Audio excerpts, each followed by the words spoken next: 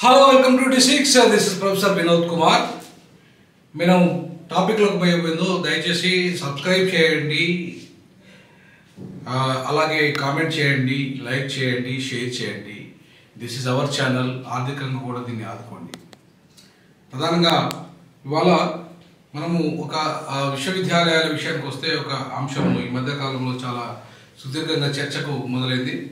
అదేంటంటే కేంద్రం గుప్పిట్లోకి విశ్వవిద్యాలయాలు యూజీసీ ముసాయిదా ఏదైతే డ్రాఫ్ట్ తీసుకొచ్చారో వాళ్ళు దాని మార్పులు చేర్పులు చేస్తూ దాని ప్రకారంగా రాష్ట్రాల యొక్క హక్కులు హరించబడమే కాకుండా రాష్ట్ర ప్రభుత్వాలకు జోక్యం లేకుండా, రాష్ట్ర ప్రభుత్వాల యొక్క ప్రమేయం లేకుండా వైస్ ఛాన్సలర్ సెలక్షన్స్ ఇవాళ జరిగే అవకాశం ఉంది. అంతేకాకుండా వైస్ ఛాన్సలర్స్ని ఇవాళ 10 ఏళ్ల పరిమితి ఉన్న వాళ్ళకే, టీచింగ్లో ఉన్న వాళ్ళకి మాత్రమే గతంలో ఇవాళ వైస్ ఛాన్సలర్స్ ఎంపికయ్యేవారు. కానీ ఇప్పుడు అది మొత్తం తీసేసి 10 ఏళ్ల అంశాన్ని తీసేసి ఎవరైతే ఎక్స్పర్ట్స్ ఉంటారో, ఇండస్ట్రీకి డిపార్ట్మెంట్ కానీ, లేదంటే వివిధ సబ్జెక్ట్స్ ఎక్స్పర్ట్స్ కానీ, లేదంటే సబ్జెక్ట్ రిలేటెడ్ ఎక్స్పర్ట్స్ కానీ వాళ్ళకి అనుభవం ఉంటుందో వాళ్ళకి ఇవ్వడం, వాళ్ళని ఇవాళ వైస్ ఛాన్సలర్గా ఎంపిక చేయడానికి కూడా ఈ ముసాయిదా ఇవాళ సిద్ధం చేసింది.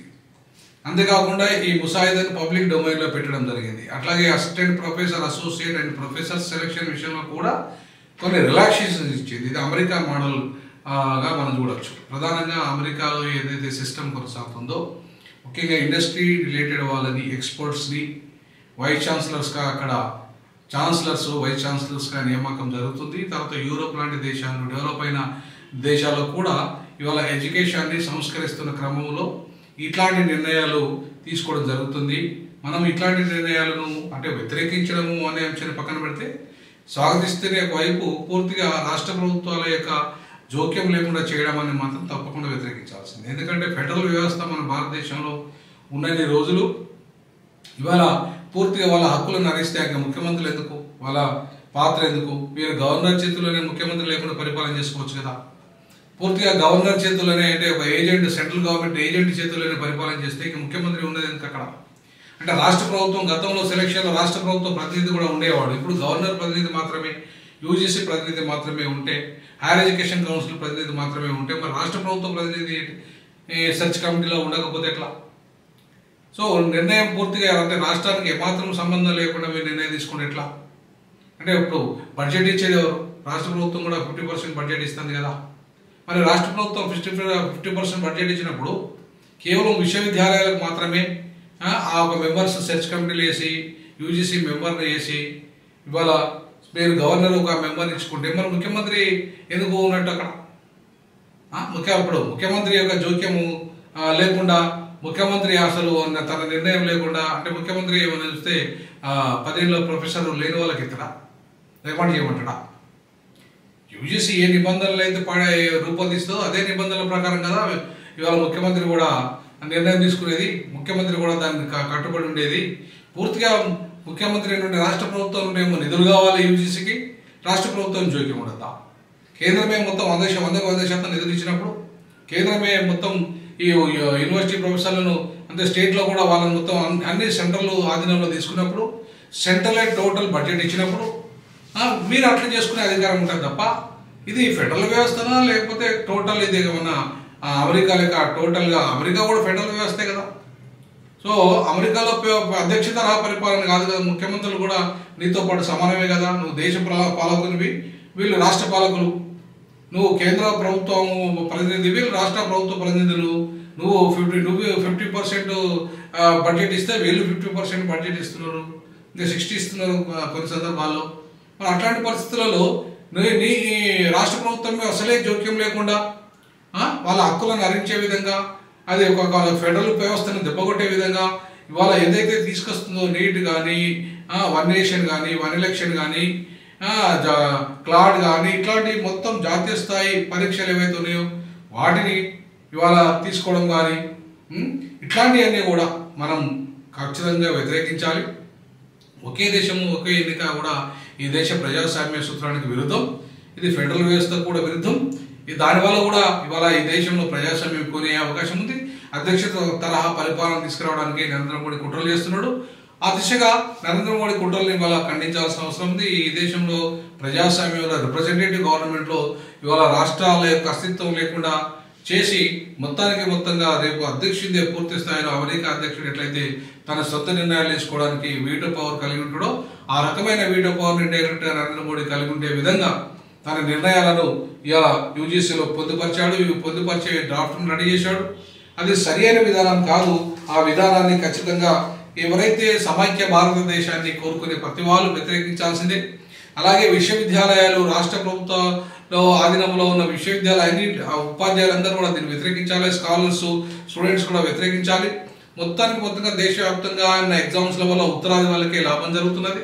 ఉత్తరాది ఆధిపత్యమే కొనసాగుతున్నది. ఉత్తరాది భాష ఆధిపత్యమే కొనసాగుతున్నది. ఉత్తరాది వాళ్ళకి ఎక్కువ ఉద్యోగాలు వస్తున్నాయి. ఉత్తరాది పూర్తి స్థాయిలో ఒకే భాష అంటే ఉత్తరాది భాష హిందీ భాష, ఒకే మతము హిందూ మతము, ఒకే పార్టీ బీజేపీ ఇట్లా రావడానికి ఇది ఒక అడుగులు వేస్తున్నది. కాబట్టి ఇది దేశ ప్రయోజనాలు అంటే ఉత్తరాది ప్రయోజనాలు కాదు, మొత్తం దేశం యావత్ ప్రయోజనాలు. అది అన్ని ప్రాంతాల ప్రయోజనాలు, అన్ని భాషల ప్రయోజనాలు, అన్ని కులాల ప్రయోజనాలు వాళ్ళ దీంట్లో ఇవిడి ఉంటాయి. ఈ దేశం భిన్నత్వంలో ఏకత్వంగా ఉంది తప్ప ఏకత్వంలో భిన్నత్వంగా లేదు.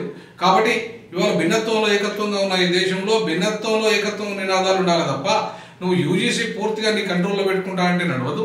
ఒక ప్రధానమంత్రి లేదా కేంద్రం కంట్రోల్లో పెట్టి నడిపిస్తా వ్యవస్థలన్నిటి నిర్వీర్యం చేస్తా అంటే కుదరదు. ఈ దేశంలో ప్రజాస్వామ్యం ఉంది. ప్రజాస్వామ్యాన్ని కూని చేసి ఇలా విశ్వవిద్యాలయాల అస్తిత్వాన్ని దెబ్బతీస్తారంటే కూడా ఇలా ఎవరైతే రాష్ట్ర విశ్వవిద్యాలయాలు ఉన్నాయో, రాష్ట్ర ప్రభుత్వాలు ఉన్నాయో, రాష్ట్ర ముఖ్యమంత్రులు ఉన్నారో దీన్ని పూర్తిగా వ్యతిరేకించాల్సిన అవసరం ఉంది. ఇప్పటికే దీన్ని వ్యతిరేకిస్తూ కేరళ, తమిళనాడు నిర్ణయం తీసుకుంది.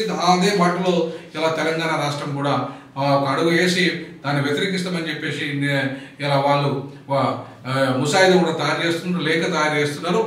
ఆ లేఖ ఇవాళ హైయర్ ఎడ్యుకేషన్ కౌన్సిల్ చైర్మన్ కూడా దాన్ని పూర్తిగా Telangana higher education council chairman అలాగే మాజీ చైర్మన్ కూడా దాన్ని వ్యతిరేకించడం జరిగింది ఆ నిర్ణయాన్ని.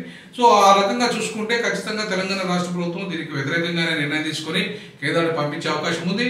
ఏదైతే రాష్ట్రాల స్వయం ప్రతిపత్తిని దెబ్బతీసే విధంగా వివిధ నిర్ణయాలు రాబోతున్నాయో దాన్ని పూర్తి స్థాయిలో ఖండించాల్సిన అవసరం ఉంది.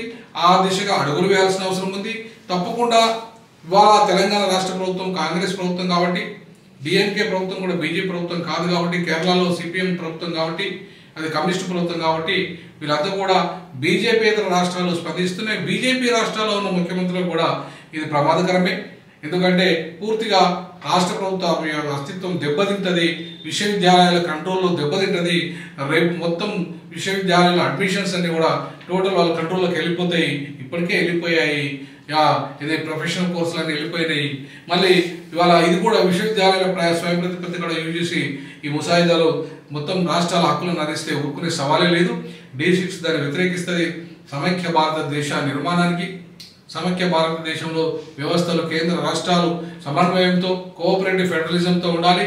సో కోఆపరేటివ్ ఫైనాన్స్ ఉండాలి, కోఆపరేటివ్ జ్యుడిషియరీ ఉండాలి, కోఆపరేటివ్ ఎగ్జిక్యూటివ్ ఉండాలి. కానీ మొనోపలి ఎగ్జిక్యూటివ్, మొనోపలి జ్యుడిషియరీ, కేంద్ర మొనోపలి ఫైనాన్స్ ఉంటా అంటే నడవదు.